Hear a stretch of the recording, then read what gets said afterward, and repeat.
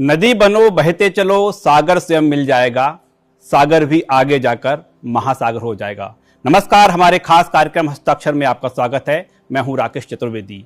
आज हमारे साथ हैं ऐसी शख्सियत जो चिंतक भी हैं, साहित्यकार भी हैं, लेखक भी हैं, शिक्षाविद हैं, साथ ही माखनलाल चतुर्वेदी विश्वविद्यालय के कुलगुरु हैं। बहुत बहुत स्वागत है सर आपका। नमस्कार। नमस्कार राकेश जी।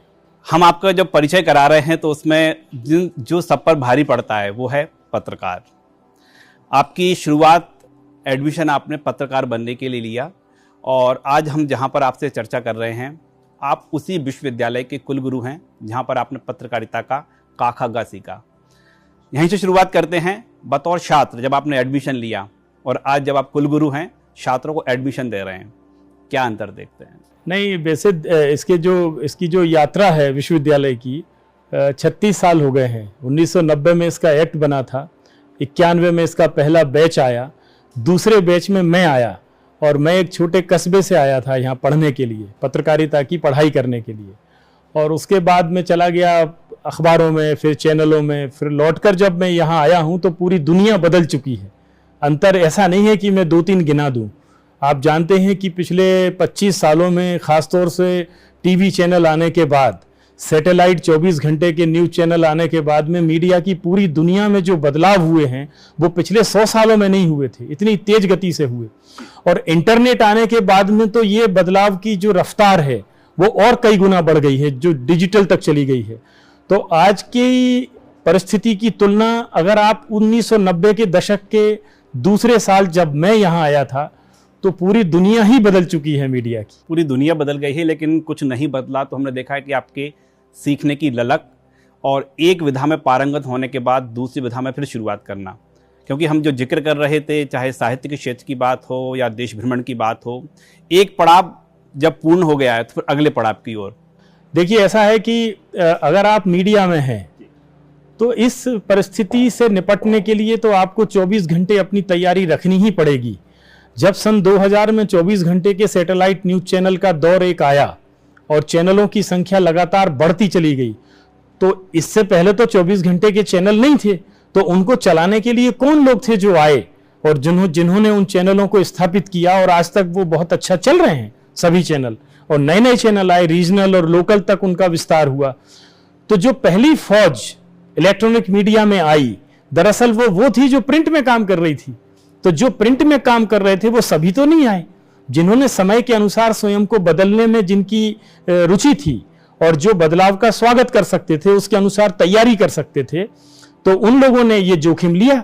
उनके लिए ये जोखिम था उस समय जब वो चैनल ज्वाइन कर रहे थे। कोई जरूरी नहीं है कि वो सफल होते, वो असफल भी हो सकते थे। हो सकता है कई लोग वापस प्रिंट में लौट गए हों। मैं खुद टीवी में गया 2003 में और 6 में लौट के वापस प्रिंट में आ गया।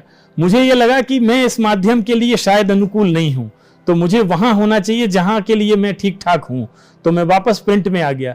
तो समय के अनुसार बदलती तकनीक के हम कदम होने की तैयारी और सामर्थ्य तो सबको विकसित करनी ही पड़ेगी। अगर आप मीडिया जैसे अनिश्चित, चारों तरफ अनिश्चितताओं से भरे हुए इस क्षेत्र में आना चाहते हैं और टिकना चाहते हैं, लंबा एक समय गुजारना चाहते हैं, लंबी यात्रा करना चाहते हैं, तो समय और तकनीक के अनुसार जो भी बदलाव उसमें आ रहे हैं उसके अनुसार खुद को ढालने की तैयारी मानसिक होनी ही चाहिए। अब जब हम न्यूज़ 24 मध्य प्रदेश छत्तीसगढ़ और lalagram.com पर आपसे साक्षात्कार कर रहे हैं, आपका हम हस्ताक्षर ले रहे हैं, तो एक टिप्स जरूर हम स्टूडेंट्स के लिए, खासतौर पर पत्रकारिता के स्टूडेंट्स के लिए आपसे लेंगे कि अनिश्चित भरा ये दौर है, टिके रहने के लिए क्या करना होगा? इसके लिए जो पहली ही शर्त है वो ये है कि बहुत धैर्य से काम करना पड़ेगा। अगर आप कुछ हासिल करने की बहुत जल्दबाजी में हैं, बहुत शीघ्रता में हैं और आप चाहते हैं कि 1-2 साल के अंदर ही आप वो सब हासिल करने जो लोगों को 2-2 दशक घिसने के बाद, अपने आप को तैयार करने के बाद, तमाम शहर और नौकरियां बदलने के बाद हासिल होता है, वो 1-2 साल में आपको कोई चमत्कार घटित नहीं हो सकता। तो बहुत धैर्यपूर्वक काम करें, खूब सब्र से अपनी मेहनत करें। जो काम आपको आपके सीनियर, आपका जो भी अखबार है, चैनल है, वहाँ जो भी भूमिका आपकी बनी है, उस भूमिका में खरा उतरने की आपकी पूरी तैयारी होना चाहिए और एक धैर्य के साथ में काम करना चाहिए। तो संघर्षों के कुछ वर्षों का पड़ाव पार करने के बाद ऐसा मैं अपने अनुभव से कहता हूं, बड़ी विनम्रता से कहना चाहूंगा कि वो आपकी कल्पना के भी परे है जो आपको मिलने वाला है, यदि आप धैर्यपूर्वक लगातार सतत लगे रहेंगे तो। अब एक बार फिर मैं आपको 30 साल 35 साल पीछे यानी 90 के दशक में ले जाता हूँ, जब विजय मनोहर तिवारी एक स्टूडेंट थे और पढ़ाना भी शुरू कर दिया था एमएससी के बाद। फिर आपने पत्रकारिता में दाखिला लिया और सुना है कि आप इस यूनिवर्सिटी के विश्वविद्यालय के कुलगुरु होने के बाद भी पढ़ाते हैं। तो जो आपने पढ़ा और आज पढ़ा रहे हैं, ये बड़ा रोचक है। ये मैं मैथमेटिक्स में एमएससी हूँ। मैं पत्रकारिता की पाठ्यक्रम के लिए इस विश्वविद्यालय में 92 में आने के पहले मैं अपने कॉलेज में, जहां मैंने एमएससी किया था, उसमें मैंने 1 साल कॉलेज में टीचिंग किया और मुझे लगा कि शायद ये काम भी वो नहीं है जो मैं ठीक से कर सकता हूं। तो मुझे लिखने का शौक था, मेरी माँ ने मुझे कुछ लिखने की लत लगाई थी, तो कहाँ जाऊं। तो ऐसी एक धारणा बनी कि अगर कुछ लिखना चाहते हैं जीवन में तो आपको अखबार की नौकरी करना पड़ेगी। कोई ये बताने वाला नहीं था हमारे समय कि अगर कुछ लिखना है तो उसके लिए आप बैंक की नौकरी भी कर सकते हैं, किसी स्कूल में जाके पढ़ा भी सकते हैं, रेलवे में जा सकते हैं, सिविल सर्विसेज में जा सकते हैं। लिखने के लिए कोई अखबार की नौकरी ही जरूरी नहीं है। लेकिन मेरे मन में यह था कि मैं अखबार में जाऊंगा तो ही कुछ लिख पाऊंगा। तो मैं इसी विश्वविद्यालय में डिग्री लेने आ गया। फिर यहां से मेरी एक पत्रकारीय यात्रा शुरू हुई। अब मेरी कल्पना में नहीं था कि जिस अध्यापन के कार्य से बचकर मैं इस फील्ड में आया था लिखने के लिए, नियति मुझे लौटा के वहीं क्लासरूम में ले जाएगी। तो जब मैं यहाँ आया तो मैंने ये तय किया कि एक कुलगुरु के रूप में जो प्रशासनिक और जो कुछ भी योजनाओं के और उनके तमाम इसको निर्णय लेने की जो भूमिका है, उससे हटकर मुझे थोड़ा सा विद्यार्थियों के बीच में भी सक्रिय होना चाहिए। तो मैंने उनके बीच में क्लासरूम में जाना शुरू किया। इसके अलावा जितने भी प्रायोगिक पक्ष है विश्वविद्यालय का, हम लोग अखबार निकालते हैं, हम लोग वीडियो बुलेटिन बनाते हैं, एक कम्युनिटी रेडियो है, रेडियो कर्मवीर, उसके लिए कंटेंट तैयार करते हैं। तो इन प्रयोगों में मैंने पूरे साल विकल्प नाम का अखबार, पहल नाम का अखबार, कर्मवीर नाम का कम्युनिटी रेडियो, इनको रीलॉन्च किया। ये जिस ढंग से पहले छपते थे या सुनाई देते थे, इसके कंटेंट में थोड़ा सा एक प्रोफेशनल एक इम्प्रूवमेंट हमने किया। तो वापस हम उसी भूमिका में आ गए। जो आपके यहाँ के स्टूडेंट्स हैं माखनलाल यूनिवर्सिटी के, बोलते हैं कि कुलगुरु बहुत अच्छा पढ़ाते हैं। हम दर्शकों को बताना चाह रहे हैं कि आखिरकार कुलगुरु क्या पढ़ाते हैं। नहीं मैंने उनको ये कहा कि भाई कोर्स की जो आपकी विषय वस्तु है, जो भी आपके पाठ्यक्रम हैं, तो वो तो आपके जो स्थायी जो प्रोफेसर्स हैं, जो हमारे गेस्ट फैकल्टी हैं, वो तो आपको साल भर डट के पढ़ाते ही हैं। लेकिन मैं कुछ अनुभव की बात बताना चाहूँगा आपको कि जब आप फील्ड में जाएंगे तो आपके लिए क्या चीज़ें ज़रूरी होंगी। तो मेरी जो रिपोर्टिंग के अनुभव हैं, जो भी थोड़ा बहुत मैंने अपनी सीमित सामर्थ्य और समझ में, मीडिया में, प्रिंट में, टीवी में, फिर प्रिंट में, ज़्यादातर रिपोर्टिंग में जो मैंने थोड़ा बहुत काम करने की जो मुझे अवसर मिला, उन अवसरों में मैंने किस तरह के विषय कवर किए और उन कवरेज के लिए मैंने क्या ऐसी सावधानियां रखी जो अब मैं चाहूंगा कि जो मेरे जूनियर हैं या जो विद्यार्थी हैं, तो उनको वो सावधानियां रखना चाहिए। उनकी तैयारी कैसी करनी चाहिए विषय की, इस पर मैं बात करता हूं। तो मेरा जो उनसे बात करने का विषय होता है वो प्रायोगिक होता है, व्यवहारिक, कि फील्ड में काम करना है तो किस ढंग से काम करना है, क्या करना है और क्या नहीं करना है, हमारे डूज क्या हैं और हमारे डोंट्स क्या हैं, ये हमारे दिमाग में पहले दिन से क्लियर होने चाहिए। तो इन पर मैं वो बात करता हूं जो उन्हें लगता है कि शायद ये बात जरूरी है और कोर्स में वो नहीं होती है उस रूप में। कोर्स में थोड़ा दूसरे ढंग से उसका जो सैद्धांतिक पक्ष है वो ज्यादा होता है। तो शायद मुझे लगता है कि ये बात उनको कहीं छू गई हो। अब वापस लौटते हैं वहाँ पर जहाँ पर कि विजय मनोहर तिवारी जिस चीज़ के लिए जाने जाते हैं कि वो वरिष्ठ पत्रकार हैं और उन्होंने एक नई शुरुआत की थी। एक अखबार में है, एक टीवी पर हैं। सिर्फ सीमित नहीं रहेंगे प्रदेश तक, यदि वो प्रदेश स्तरीय है, राष्ट्र स्तरीय है तो भ्रमण पर निकल जाएंगे। विषय कोई उनकी बीट नहीं होगा, हर एक दिन एक नए विषय पर एक नया बड़ा लेख। सुना है कि आपने पत्रकारिता करते करते पूरे भारत की 8 बार परिक्रमा कर ली। ऐसा है, जब आप नेशनल स्कूल ऑफ ड्रामा या पुणे फिल्म इंस्टीट्यूट से पास करके निकलते हैं तो जो भी निकलते हैं वो एक नायक की भूमिका के लिए ही मुंबई के सिनेमा उद्योग की तरफ कदम बढ़ाते हैं। लेकिन माध्यम तय करता है कि आपसे उसको क्या रोल प्ले कराना है। आपकी चाहत कुछ भी होगी, आप बहुत सारे पिछले 60-70 साल के सिनेमा के इतिहास को पढ़ेंगे तो बहुत सारे ऐसे नाम हमें मिलेंगे जो एक्टर बनने गए थे लेकिन डायरेक्टर बने, जो हीरो बनने गए थे लेकिन कॉमेडियन बने, जो विलेन के रूप में गए थे लेकिन हीरो के रूप में स्थापित हुए। माध्यम ने उनकी भूमिका तय की, आप तय करने वाले नहीं होते हैं। तो जो 8 बार की परिक्रमाओं की भूमिका मुझे मिली, मैं ये नहीं कहता कि वो मैंने किया है, मेरी जगह कोई भी होता तो वही करता। वो 2010 से 2015 के बीच में मैं एक ऐसी भूमिका में था आउटडोर कवरेज की, मैं शुरू से रिपोर्टिंग में रहा। इसलिए कर रहे हैं क्योंकि आप अखबार के ऐसे एकमात्र पत्रकार हैं जो भ्रमण करते हुए, पूरे भारत का भ्रमण करते हुए खबरें करते थे। बीट बटी होती थी, यदि गुजरात की खबर मध्य प्रदेश में छापना है तो गुजरात के पत्रकार से, वहाँ के रिपोर्टर से, वहाँ के संपादक से मंगाई जाती थी। आप भोपाल से निकलते थे, पूरे देश का भ्रमण करते थे, वो कहाँ की कौन सी खबर है वो भोपाल नहीं, आपके उस हर एक प्रदेश को देते जहाँ पर कि आपका अखबार था। तो ये भूमिका एक नई भूमिका थी जो सिर्फ आपके लिए थी। ये कैसे, इसका रास्ता कैसे निकला? ऐसा है, वो मैं पूरा बता देता हूं। मैं दैनिक भास्कर के नेशनल न्यूज रूम में सिलेक्ट हुआ 2010 में। आदरणीय कल्पेश याग्निक उस समय नेशनल एडिटर थे। तो एक कल्पना ये दैनिक भास्कर समूह के प्रबंधन ने तय की थी कि संडे जैकेट एक हमें शुरू करना है। फ्रंट पेज के ऊपर हर रविवार को एक प्रीमियम फ्रंट पेज, एक अभिनव प्रयोग था ये।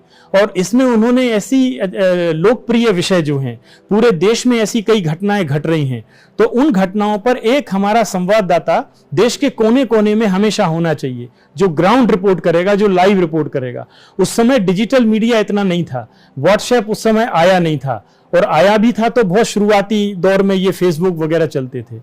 तो संडे जैकेट पर देश के कोने कोने से कुछ ऐसे विषय जो पूरे देश के पाठकों को जानना चाहिए, कम से कम उस अखबार के समूह को जानना चाहिए जो 12-15 राज्यों में प्रसारित है। तो उसमें मेरी एक भूमिका तय हुई। 5 वर्षों तक मैंने पूरे भारत की परिक्रमा 8 बार लगातार की। अलग अलग विषयों पर अलग अलग राज्यों में मैं वापस लौट कर स्टोरी कवर करने गया। तो उन 5 सालों में मैंने भारत के गांव, भारत के शहर, भारत की राजधानियां, भारत के तीर्थ, भारत के नदी, पहाड़, समंदर, ऐतिहासिक स्मारक, सारे त्योहार, पर्व, उत्सव, ये सब मुझे कवर करने का मौका मिला।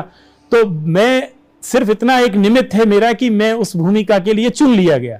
अब हो सकता है कि उस सही समय पर मैं ना होता तो कोई और होता, तो वो वही करता जो मैंने किया।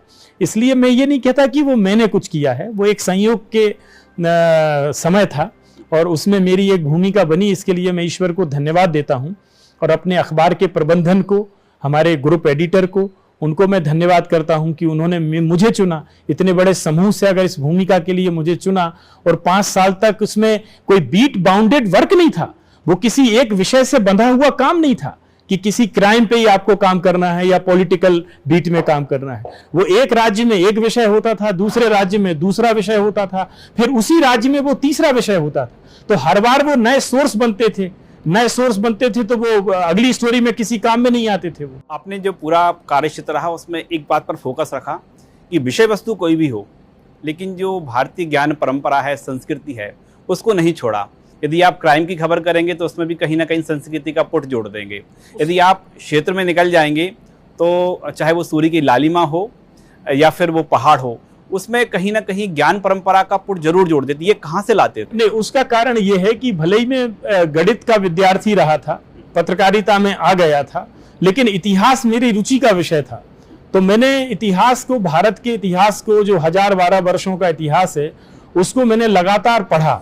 और उस नाते में जहां कहीं जिस स्टोरी के लिए गया, और उस स्टोरी का अगर कोई हिस्टोरिकल बैकग्राउंड भी है, कोई ऐतिहासिक पृष्ठभूमि है, तो मैं जरूर उसको बुनकर उसमें लाने की कोशिश करता था कि ये भी पाठकों को पता होना चाहिए।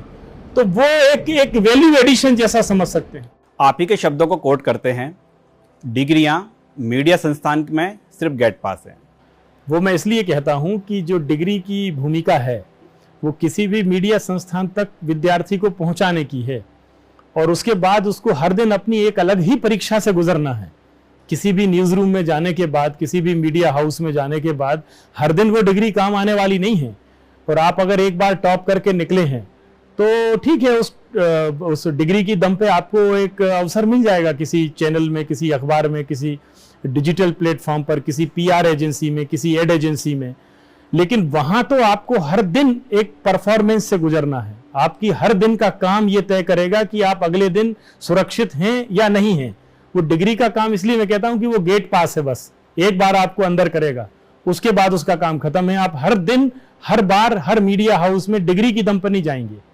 वो आपको अपनी परफॉर्मेंस, अपने काम, अपनी मेहनत, वो आपको सिद्ध करेगी कि आप आगे जाने के कितने योग्य हैं। आगे भी कोट करते हैं, आप कहते हैं कि पत्रकारिता जो है राष्ट्र निर्माण का माध्यम है, लेकिन स्वर्ण मृग भी है। वो स्वर्ण मृग वाला जो रूपक है वो मैंने ये एआई और डीप फेक कंटेंट के संदर्भ में कहा था कि अगर एक फेक न्यूज के चक्कर में आप पड़ते हैं तो आप अपनी लक्ष्मण रेखा को पार करते हैं।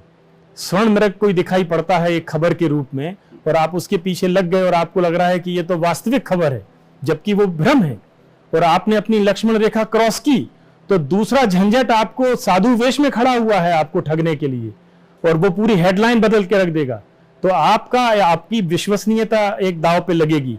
तो इसलिए फेक कंटेंट को लेकर हर एक गंभीर पत्रकार को और जो भी लोग सिस्टम में काम कर रहे हैं उनको वैसे ही सजग रहने की जरूरत है जैसी लक्ष्मण रेखा के उस तरफ सीता माता को थी। अगर उनको स्वर्ण मृग ना दिखाई पड़ता तो वो पूरी की पूरी रामायण की दिशा ही अलग होती। ऐसा मैं उसको कहता हूं कि जो स्वर्ण मृग है वो एक फेक कंटेंट है, उसकी तरफ बहुत आकर्षित होने की जरूरत नहीं है। उसको परख लो, उसके बाद आगे बढ़ो, क्योंकि बिना परखे अगर आप आगे बढ़ गए तो अगली फेक न्यूज वहां साधु वेश में खड़ी हुई है। इससे राष्ट्र निर्माण में कैसे परिवर्तित कर सकते हैं? देखिए, मैं ये मानता हूं, जैसा मैंने कहा कि इतिहास में थोड़ी मेरी रुचि रही है, और भारत एक ऐसा देश है जिसके पास में 10,000 12,000 वर्षों का ज्ञात इतिहास है, और इस ज्ञात इतिहास की बेहिसाब कहानियां पूरे देश के कोने कोने में हैं, बताने के लिए, सुनाने के लिए, सुनने के लिए, जानने के लिए। और आज भारत अपनी आज़ादी के लगभग 8वें दशक में हम 100 साल मनाने की तरफ आगे बढ़ रहे हैं। 2047 में शताब्दी वर्ष मनाया जाएगा भारत की स्वाधीनता का। तो ये बहुत महत्वपूर्ण 2 दशक हैं, और भारत की जो पूरी ऐतिहासिक पृष्ठभूमि है और हम जिस माध्यम में हैं उससे ताकतवर माध्यम कोई दूसरा नहीं है। मीडिया से बड़ा शक्तिशाली माध्यम कोई दूसरा नहीं है। भारत से शक्तिशाली ऐतिहासिक पृष्ठभूमि का देश धरती पे दूसरा नहीं है। तो अगर ये संयोग हमारे लिए है कि हम यहाँ हैं और हम मीडिया में भी हैं, ये दोहरा संयोग है, तो हमको इस ताकत को पहचानना चाहिए और इस मीडिया में रहते हुए हम कुछ ऐसा कर पाएं जो भारत के लिए जरूरी है, भारत के भविष्य के लिए बहुत जरूरी है। तो मैं समझता हूं कि इस विधा में आने की भूमिका थोड़ी हम सफल और सार्थक बना पाएंगे। हम माखनलाल यूनिवर्सिटी की बात करें तो यहाँ पर एआई पर बड़ा फोकस है, बड़ा जोर है आपका। क्या बदलाव होने जा रहा है? क्या यहाँ से जो पत्रकारिता के साथ छात्र एआई भी सीख कर निकलेंगे? देखिए, ऐसा है कि जैसे जैसे मीडिया की टेक्नोलॉजी पिछले दशकों में बदली है, इन 35-36 सालों में बदली है, जब 24 घंटे के सैटेलाइट न्यूज चैनल सन 2000 में आए तो इस विश्वविद्यालय ने प्रिंट की अपनी दृष्टि को विस्तृत किया और नए नए पाठ्यक्रम शुरू किए, अपनी नए सिरे से तैयारी शुरू की और इलेक्ट्रॉनिक मीडिया के लिए पत्रकार तैयार करने की अपनी एक दिशा में नए कदम आगे बढ़ाए। तो समय समय पे जैसे ही टेक्नोलॉजी बदली है, हमारी जो पूरी R&D है, रिसर्च और डेवलपमेंट की जो पूरी टीम है, वो नजर रखती है इस पर। अभी आपने AI का जिक्र किया, आज सारे मीडिया हाउस में, पूरे मीडिया में AI एक अनिवार्य आवश्यकता सभी सेक्टर में बन गई है, और उसी तरह से मीडिया में भी इसकी भूमिका लगातार, इसका हस्तक्षेप बढ़ रहा है। तो निश्चित रूप से इस तरफ हमें आगे जाना है। जो करने जा रहे हैं वो 2 काम जरूरी ये हैं। इस सत्र में 2026-27 के सेशन में AI ड्रिवन मीडिया 2 साल का PG कोर्स हम ऑफर कर रहे हैं। इसका रिस्पांस देखेंगे, लेकिन हमें ऑफर करना चाहिए, ये समय की जरूरत है। 8 महीने हमने इसकी तैयारी की है, 2 साल का ये PG कोर्स है। इसके अलावा जो मीडिया के मेन स्ट्रीम पाठ्यक्रम हैं, परंपरागत पाठ्यक्रम, उसमें एक पेपर AI और डीप फेक कंटेंट पर जुड़ने जा रहा है, और इसमें हमने मीडिया इंडस्ट्री के कई बड़े विशेषज्ञों को भी जोड़कर ये पाठ्यक्रम तैयार कराया है। और इसके लिए जुलाई में 2 सप्ताह का एक फैकल्टी डेवलपमेंट प्रोग्राम, भाई इनको पढ़ाने वाले क्या जानते हैं AI के बारे में, जब ये कोर्स में आ जाएगा तो इसकी अनिवार्य कक्षाएं होंगी। तो उन फैकल्टीज को भी ट्रेंड करने का ये 2 हफ्ते का एक बहुत ही सघन और एक कार्यक्रम हमने तय किया है, जो जुलाई में होने वाला है। तो ये आने वाले समय की जरूरतों को ध्यान में रखकर ये विश्वविद्यालय की एक अपनी एक आंतरिक पहल है। आपके अनुभव को देखते हुए मेरा अगला सवाल है, वो देश में जो पत्रकार हैं उनके लिए भी है और जो पत्रकारिता में आना चाहते हैं उनके लिए भी है। पत्रकारिता में भविष्य था, भविष्य है, लेकिन बड़ा प्रश्न ये है कि भविष्य रहेगा। देखिए, ये एक ऐसी एक दुनिया है मीडिया का क्षेत्र, मैं इसको चारों तरफ अनिश्चितताओं से भरी हुई एक दुनिया मानता हूं। आपका आज का अच्छा काम, एक साल का अच्छा काम, आपके अगले दिन की नौकरी की गारंटी नहीं है। ये चारों तरफ जोखिम से भरा हुआ क्षेत्र है, लेकिन यही तो इसका मजा है, यही तो इसका मजा है। अगर आप इसके लिए खुद को तैयार करते हैं तो ये एक असीमित आसमान है अपना काम करने के लिए। ये 10 से 5 बजे तक की बंधी बंधाई सरकारी मृत जॉब नहीं है कि आप उसके बाद अपने घर जाइए। आपको खुलने के लिए, खुद को खोलने के लिए पूरा मीडिया, प्रिंट, टीवी, डिजिटल एक असीमित आसमान है। आपके पंखों में कितनी उड़ान है ऊंचाई भरने के लिए, वो आप पर निर्भर करता है। तो आपकी तैयारी कैसी होनी चाहिए वो मैंने बताया पहले। तो उस आसमान में उन्हीं लोगों का स्वागत है जो इस आसमान की ऊंचाइयों से नहीं डरेंगे और इसमें कभी भी गिरने की तैयारी और जोखिम के साथ में आगे बढ़ेंगे। तो हमारे सामने पूरे 200 साल हिंदी पत्रकारिता को अभी हुए हैं 2026 में। 200 साल हिंदी पत्रकारिता के इस प्रसंग पर, इस अवसर पर, ये जो पूरा 200 साल की भारत की पत्रकारिता का एक इतिहास हमारे सामने है और तमाम हमारे ऋषि संपादकों से लेकर आज के जो सितारा संपादक हैं, जो टेलीविजन ने जिनको सेलिब्रिटी एडिटर बनाया है, डिजिटल ने जिनको एक अच्छी लाखों लोगों की फॉलोइंग दी है, तो वो ऐसे ही तो दी है। वो यहीं कहीं से पढ़ के निकले हैं, हम और आप जैसे ही हैं। वो कोई अलग मिट्टी और चंद्रमा से आए हुए लोग नहीं हैं। तो ये आसमान सबके लिए खुला हुआ है। तो आपके ऊपर है कि आप इसको कितनी तैयारी से आगे बढ़ते हैं। लेकिन संघर्ष का एक निश्चित अंतराल पार करने की तैयारी और धैर्य अगर आपके भीतर है तो इस आसमान में आपका भी कोई स्थान सुरक्षित है, ये तय मानिए। हम एक बार फिर वहां पर आएंगे। मैंने कहा था कि नदी बनो, बहते चलो, सागर स्वयं मिल जाएगा, सागर भी आगे चलकर महासागर हो जाएगा। अब तमाम विधाओं को हम आप लोग का जिक्र कर रहे थे, चाहे एक चिंतक के रूप में हो, चाहे लेखक के रूप में हो, साहित्यकार के रूप में हो, शिक्षाविद, पत्रकार। युवाओं को क्या संदेश है? क्या किसी एक विषय पर फोकस करें या फिर एक पड़ाव जब पार पा जाएं, वहां पहुंच जाएं, क्योंकि सीखने की उम्र नहीं होती, अगला भी चयन कर सकते हैं। आपका क्या संदेश है? जब ये सवाल किया जाता है कि आपका मार्गदर्शन क्या है, तो मैं ये जवाब देता हूं कि मैं स्वयं अभी मार्ग में ही हूं। मैं स्वयं अभी मार्ग में ही हूं और मैं इस भ्रम में नहीं हूं कि मैं किसी ऐसी जगह पहुंच गया हूं जहां से मैं कोई संदेश दे सकता हूं या जहां से मैं किसी को कोई मार्गदर्शन देने का अहंकार पाल सकता हूं। लेकिन जो थोड़ा बहुत 20-25 साल सक्रिय मीडिया में, रिपोर्टिंग में रहते हुए पूरे देश में 8-10 बार की यात्राओं के बाद मैं बार बार यही कहता हूं कि एक तो जल्दबाजी में ना रहें। मीडिया का क्षेत्र ऐसा नहीं है जहां आप जल्दबाजी में कुछ हासिल कर लेंगे। अगर आप बहुत जल्दबाजी में होंगे तो मायूसी आपके हाथ लगेगी और निराशा में आप पड़ेंगे। लेकिन आप संघर्ष का एक निश्चित समय पूरा करने की तैयारी के साथ मीडिया में अगर गुजारते हैं तो इसमें आपका जो भविष्य है, युवाओं का जो भविष्य है, वो बहुत उज्जवल है। मैं आज भी ये मानता हूं। और निराशाजनक और वो कतई इसलिए नहीं है कि पहले जितने विकल्प नहीं थे, आज से 35 साल पहले जब ये विश्वविद्यालय शुरू हुआ था तब जितने विकल्प नहीं थे उससे कई गुना विकल्प आज ज्यादा हैं।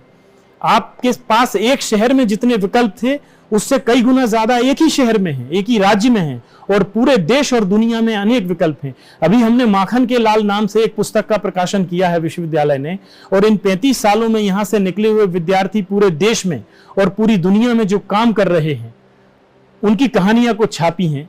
वो हमारी कल्पना के परे है कि वो कहां जाकर क्या क्या कर रहे हैं। तो वो पढ़ना चाहिए और वो असल भारत की कहानी कहते हैं। भारत के युवाओं की जो सपने हैं, उसकी जो आकांक्षाएं हैं, इन कहानियों को पढ़कर वो युवा ये जान सकते हैं कि अगर वो लोग वहां पहुंचे हैं तो हम नहीं पहुंचेंगे, इसकी कोई कारण नहीं। 8 बार आपने भारत का भ्रमण किया है।